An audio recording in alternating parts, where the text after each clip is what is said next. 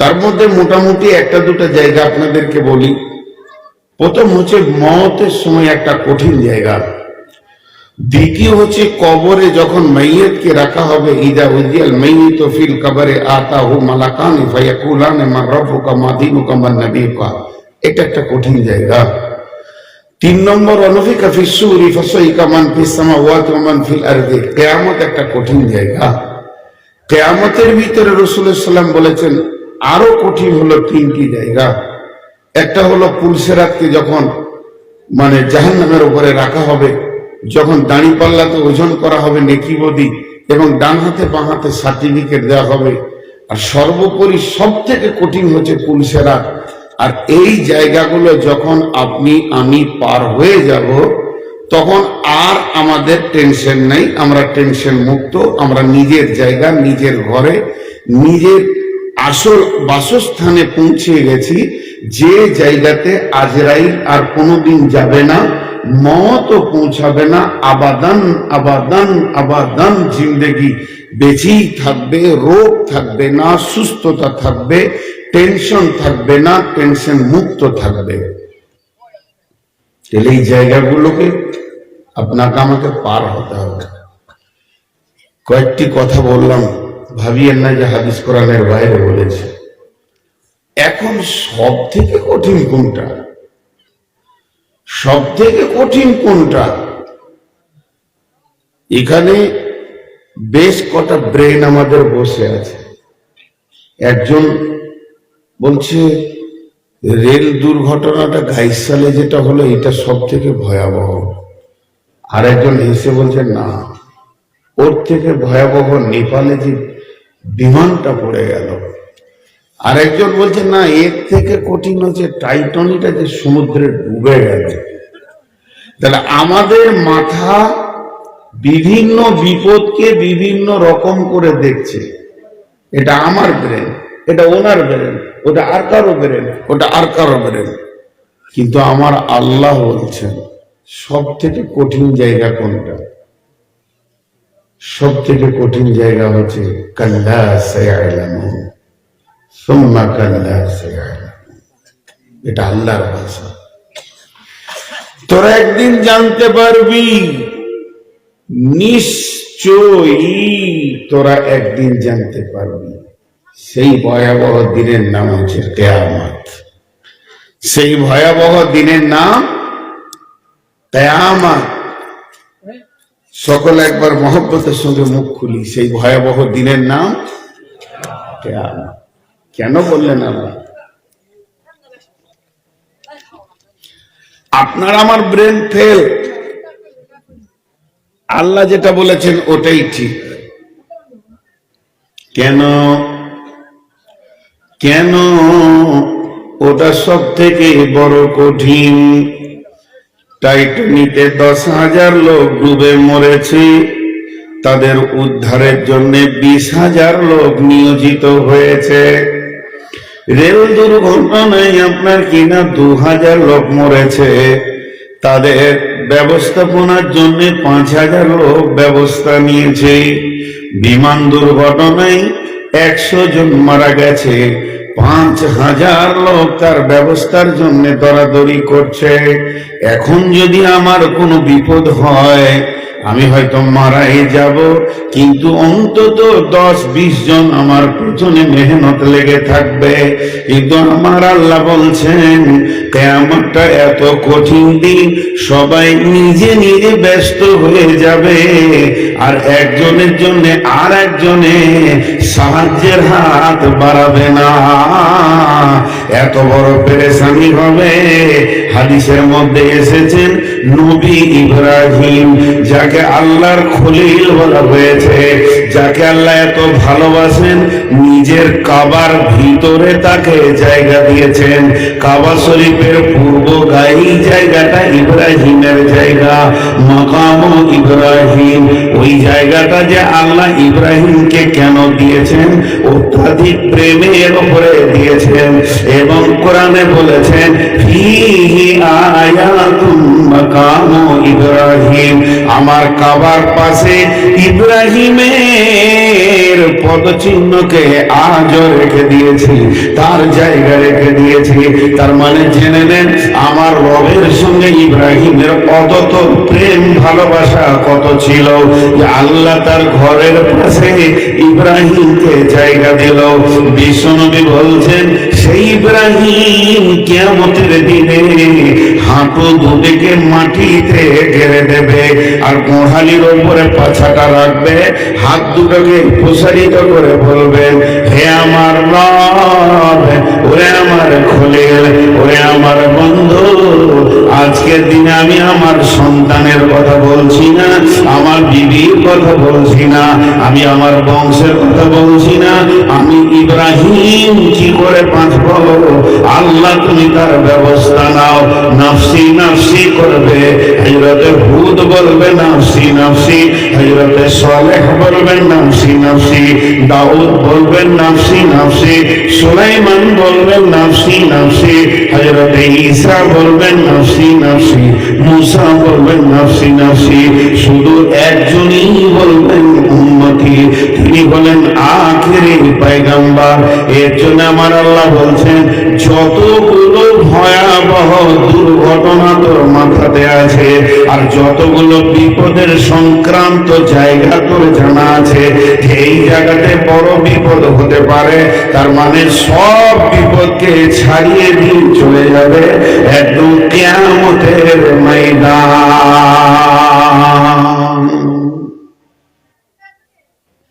এর থেকে বড় বিপদ আর নেই। আপনাদের আসামের মাই যেখানে পছন্দ হয় না আল্লাহ জানে, এর থেকে বড় বিপদ আর নেই। দেখেন কমিটির লোকেরা যে বসতে পারছে না, পায়ে যদি ব্যথা থাকে তো চেয়ার দেন, ওখানে চেয়ার বসিয়ে দেন, আর না হয় আমার চেয়ারটা দেন, আমি নিচে বসে ব্যায়ামটা করি। এরাও দাঁড়িয়ে আছে এখানে, সবাই বসছে, কিন্তু ওদের মাথাটা কেন যে বলছে না যে বসি আমি। আজীব জিনিস, ওদের মাথায় কোনো অন্য পার্স আছে। জি, আমি যে কথাটা বলছি আপনাদেরকে, এখন কোনো একটা জিনিস আমি কিনছি, ধরেন এখানে বিক্রি হচ্ছে, আমি বললাম যে আমি নিব, দাম হলো 200 টাকা, তো পকেটে হাত দিলাম, 150 টাকা বের হয়েছে, আর 50 টাকা লাগবে, ঘাটতি পড়ে গেল, এটাকে বলে ঘাটতি। তো আমি কমিটিকে বলছি আচ্ছা আপনাকে স্টেজ থেকে নেমে পুরা করে দিচ্ছি, আমি কোথা থেকে নিব আমি জানি, পুরা করে দিব। এই পৃথিবীর বুকে আপনার আসাম থেকে আমি 50,000 টাকার মাল কিনেছি, আমি দিতে পেরে দিয়েছি 49,000, 1,000 বাকি আছে। দোকানদারকে বলছি কালকে দিয়ে দিচ্ছি, আমার খালি বাড়ি যেতে দেন, আমি ফোন পেতে মেরে দেবো, আমার যা আছে দিয়ে দিলাম। তার মানে এতটুকুন যদি ঘাটতি পড়ে যায়, কি বিরাট ঘাটতি পড়ে যায়, সেটাকে পুরা করার মৌকা আছে, আছে না নেই? কথা বলে না, আছে না নেই? কিন্তু আল্লাহ বলছে তোরা বুঝবি, একটা এমন দিন আসছে তোরা বুঝবি যে দিনটা এত ভয়াবহ হবে রে, যদি তিল পরিমাণ তোর আমলের কমি পড়ে যায়, মৌকা পাবি না দ্বিতীয় সেটাকে পুরা করা। একটা সাজদা করে দি, একটা সুবহানাল্লাহ বলে দি, দুইটা পুরা হয়ে যাবে, হবে না, হবে না, হবে না। কাল্লা সায়ালামুন সুম্মা কাল্লা সায়ালামুন, ওই দিনটা এত ভয়াবহ হবে তোরা জানবি তো জানবি, একদিন তোরা বুঝবি। আমি আপনাদের টেনশন বাড়াতেই রয়েছে। কাফেররা এসে রাসূলুল্লাহ সাল্লাল্লাহু আলাইহি ওয়াসাল্লামকে উল্টা পাল্টি প্রশ্ন, একটা মানুষকে যদি উল্টা পাল্টি প্রশ্ন করা হয় তো একটা কথা দুবার বলে দেবে। যখন কোন উকিল এসপি আসামিকে প্রশ্ন করে তুমি ওখানে ছিলে, না ছিলাম না, ও তাহলে সেই সময় বিকালে থেকে গিয়েছিলে, যদি একবার হ্যাঁ বলে দেয়, তুমি ছিলাম না বলে আবার হ্যাঁ বলছো, উল্টা পাল্টি উল্টা পাল্টি উল্টা পাল্টি। তো সব থেকে বেশি উল্টা পাল্টি প্রশ্ন কাকে করেছেন? রাসূলুল্লাহ সাল্লাল্লাহু আলাইহি ওয়াসাল্লামকে করেছেন। কারা করেছেন? কারা করেছে? আলিমরা। ভাবিয়েন না যে জাহেলরা করেছে। জাহেলরা, আলিমরা রসুলকে অনেক কষ্ট দিয়েছেন। এখন আপনি বলবেন কোরআন তো নাজিল হতে শুরু হলো, হাদিস তো রসুলের জবান থেকে আসতে লাগলো, তো আলিম ছিল কোথায়? বলে ছিল। তার আগেকার কিতাবে তার আলিম ছিল, তৌরাতের আলিম ছিল, জবুরের আলিম ছিল, ইনজিলের আলিম ছিল। আল্লাহ রসুলকে হঠাৎ প্রশ্ন করছে হিব্র, হিব্র বলা হয় পাদ্রীকে, পাদ্রী পোপ।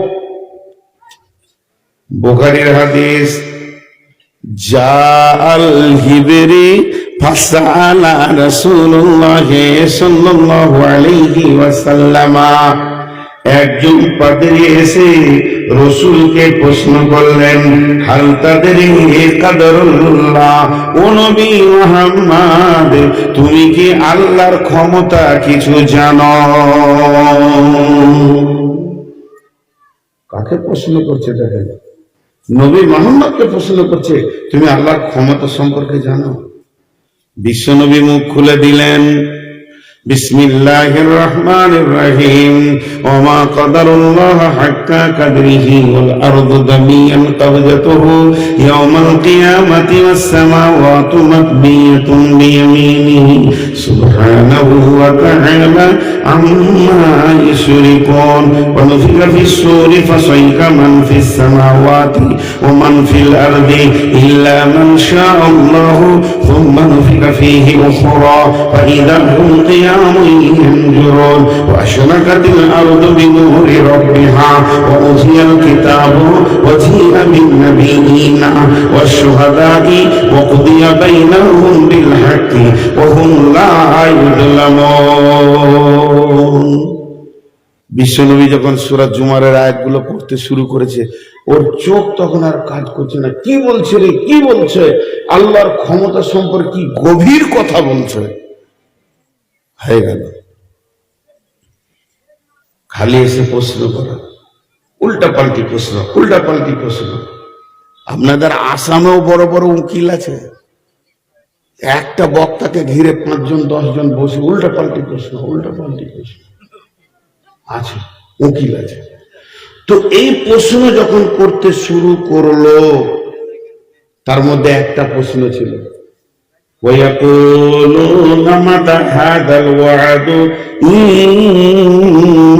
كنتم صادقين। ও নবী তুমি যদি সত্য নবী হও, ও নবী তুমি যদি সত্য নবী হও, তাহলে সেই দিনের খবরটা বলে দাও, কিয়ামতটা কবে হবে, কোন তারিখে হবে, আর কিভাবে সংগঠিত হবে। ওয়ায়াকুলুনা মাতা হাযাল ওয়াদু ইন কুনতুম সাদিকিন। দেখেন প্রশ্ন, দেখেন বিশ্ব নবীকে প্রশ্ন করছে, আমাদেরকে তো করবেই মানুষ, আখেরি পয়গম্বরকে ছাড়ছে না। তা আল্লাহ রসুল সহজ করে বলে দিলেন, নবী আল্লাহ বলেন, নবী হে তুমি বলে দাও, ইন্নামাল ইলমু ইনদাল্লাহি ওয়া ইন্নামা আনা নাযীরুম মুবিন। হে সওয়াল করনে ওয়ালা, ও প্রশ্ন করনে ওয়ালা, তোমরা আমাকে প্রশ্ন করছো, করো, কিন্তু কবে কিয়ামত হবে এর সম্পূর্ণ জ্ঞানটা, এর সম্পূর্ণ ইলমটা আল্লাহর কাছে রয়েছে। আল্লাহ আমাকে শুধুমাত্র ভয় দেখানেওয়ালা পাঠিয়েছে, আমি তোমাদেরকে ভয় দেখিয়ে দেব, আমার ডিউটিটা শেষ হয়ে যাবে। কিয়ামতটা কবে হবে কে জানে না, আল্লাহ জানে। উত্তর এসেছে, টাকা উত্তর এসেছে। জি, কোন জায়গায় উত্তরের এতটুকু কমই হয়নি, যেমন প্রশ্ন তেমনি উত্তর। তা এই কিয়ামতকে নিয়ে উত্তর শুরু, প্রশ্ন শুরু করেছে, আম্মা ইয়াতাসাআলুন।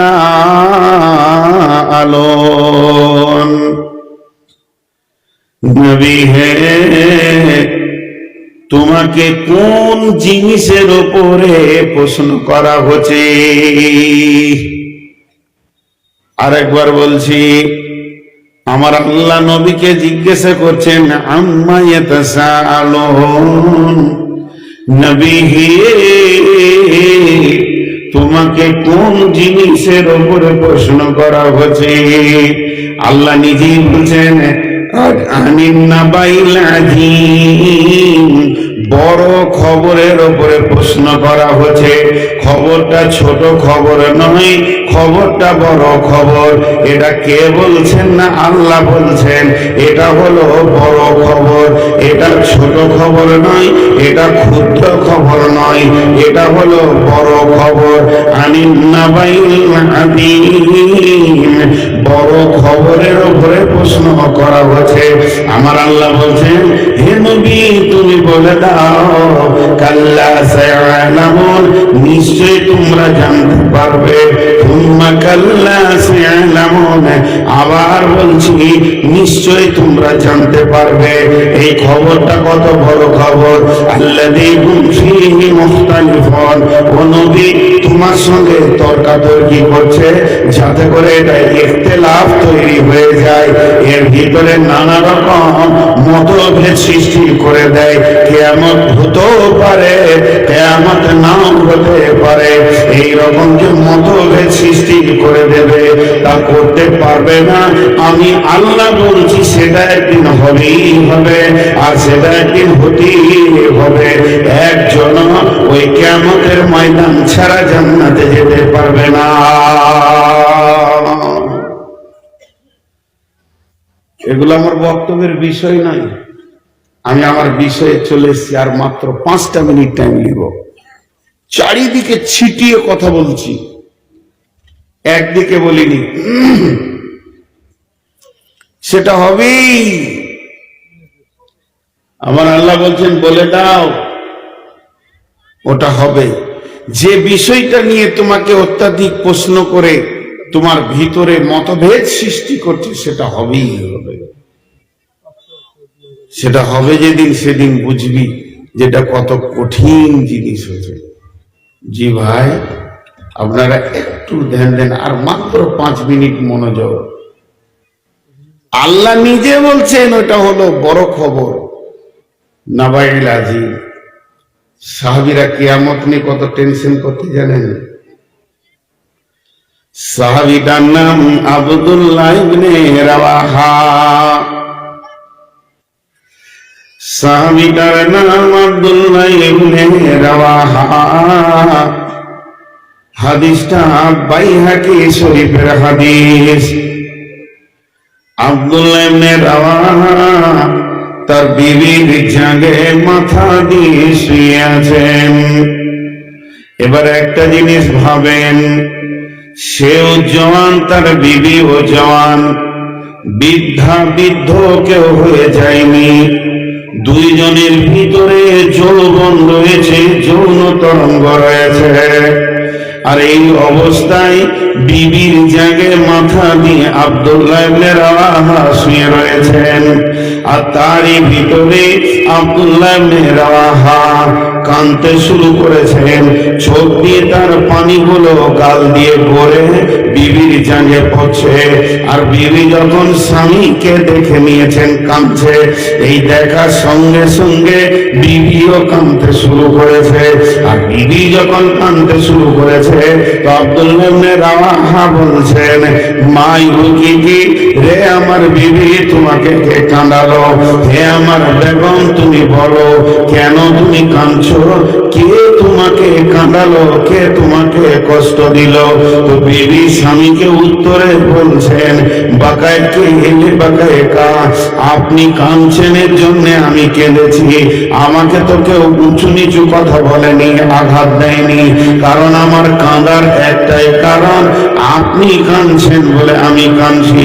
ওরে আমার বিবি, আমি কাঁদছি এর জন্য তুমি কাঁদছো বলে? হ্যাঁ, আপনি হলেন রাসূলের সাহাবী, আপনি হলেন রাদিয়াল্লাহু আনহু। অতএব একজন সাহাবী কাঁদছে, তার মানে ভিতরে কোনো তথ্য লুকানো আছে, আর আমি ওই জন্য কাঁদছি স্বামী আমার। তখন স্বামীকে বিবি বলছে, তবে আপনি কেন কাঁদছেন এ কথা কি আমি জানতে পারি না? আপনি আমাকে কি বলবেন না? তখন স্বামী বিবিকে বলছে, বেগম রে, তুমি আমার চোখ দেখেছো, আমার কান্না দেখেছো, কিন্তু তুমি আমার মুখের দিকে তোমার কানটা লাগাওনি। আমি ভাষাটা কি বলছি একটিবার তুমি শোনো, তাহলে বুঝতে পারবে আমি কেন কাঁদছি। তখন আব্দুল্লাহ ইবনে রাওয়াহা সূরা মারিয়ামের 71 নম্বর আয়াতটা বলছেন, বিসমিল্লাহির রহমানির রহিম, ওয়া ইন মিনকুম ইল্লা ওয়ারিদুহা কানা আলা রাব্বিকা হাতমান মাকদিয়া। আয়াতটা শেষ হয়ে গেল, আবার ঘুরিয়ে পড়ছেন, আবার ঘুরিয়ে পড়ছেন, আবার ঘুরিয়ে পড়ছেন, ওয়া ইন মিনকুম ইল্লা ওয়ারিদুহা কানা আলা রাব্বিকা হাতমান মাকদিয়া। আব্দুল্লাহ ইবনে রাওয়াহা বলছেন, বিবি রে, এই আয়াত থেকে আল্লাহ কি বলছে তুমি কি বুঝতে পারছো না? আমাদের রব বলছেন, ওরে পৃথিবীর মানুষ, তুমি ধনী হও চাই গরিব হও, তুমি নেককার হও চাই বদকার হও, নামাজি হও চাই বেঈমান হও, ইমানদার চাই হও তুমি ইমানদার না হও, তাহাজ্জুদ পড়নে ওয়ালা হও চাই তাস খেলনে ওয়ালা হও, তুমি যে পর্যায়ের মানুষ হবে হও না কেন, তোমাকে কিয়ামতের ময়দানে পুলসিরাতে পা দিতেই হবে। এটাই পুলসিরাটাই এমন একটা জায়গা, এটা আমার নবীকেও আমি মাফ করিনি, আমার নবীকেও পুলসিরাতে পা দিতে হবে, তবেই সে জান্নাতের চৌকাটা পাবে, জান্নাতের গেট পাবে। এই পুলসিরাতটা পৃথিবীর 100-তে 100 মানুষের জন্য অজীব করা হয়েছে, একজনের জন্য মাপ নাই। বিনা হিসাবেও জান্নাতে গেলে তাকে পুলসিরাতের উপর দিয়ে যেতে হবে রে। ওরে আমার বিবি, আর বিশ্বনবী পুলসিরাতের ব্যাখ্যা দিতে গিয়ে বলেছেন, ওই পুলসিরাতের ধারে বড় বড় বৃক্ষ গাছ রয়েছে, সেই গাছগুলো কেমন, সাদান গাছের মতো, ওই গাছে অসংখ্য কাঁটা রয়েছে, আর তার ফলগুলো লম্বা লম্বা মাছ ধরে যে ছিপের বংশীর মতো, এরকম আকর্ষী ধারালো হয়ে আছে, আর এই ফলগুলো লাখ লাখ কোটি কোটি পুলসিরাতের গায়ে ঝুলছে, ওগুলো মানুষের গায়ে লাগবে, তবে যদি কারুর চামড়াতে একটা বংশী বিঁধে যায়, নবীজি বলছেন আমার ওই উম্মতকে জেনে নিতে হবে আমার আর জান্নাত যাওয়া হলো না, এখানেই আমার রাস্তায় স্টপ হয়ে গেল। বিবিরে, আমি সেই ভয়াবহ দিনের পুলসিরাতকে খেয়াল করে কাঁদছি, যেহেতু আল্লাহ বলেছেন কাল্লা সায়ালামুন সুম্মা কাল্লা সায়ালামুন। যে দিনটাকে নিয়ে তোমরা মতভেদ করছো, যে দিনটাকে নিয়ে অতি প্রশ্ন করছো, যে দিনটাকে নিয়ে তর্ক বিতর্ক করছো, ওটা একদিন হবেই হবে, কেউ রুখতে পারবে না।